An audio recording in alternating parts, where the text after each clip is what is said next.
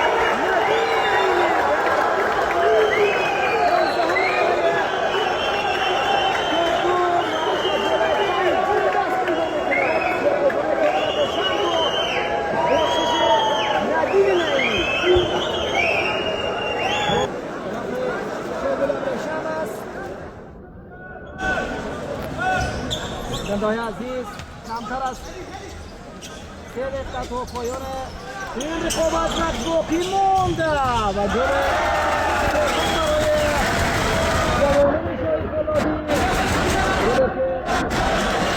فولادی محمد مستقیم و خوبه سمین سمندر زده همه 30 دقیقه خوبه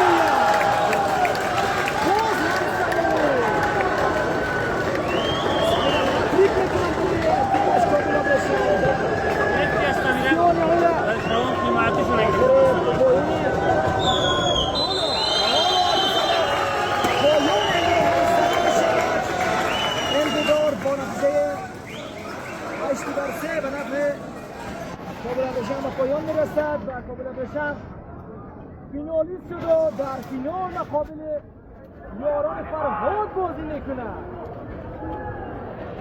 و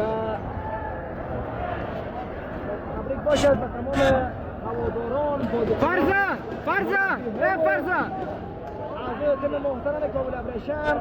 فرزند همچنان تشکر ویژه دارم از شما بیننده‌های عزیز که تا این لحظه با ما همراه بودید و حالا از محضر شما خداحافظی میکنم تا بازی‌های بعدی روز دوشنبه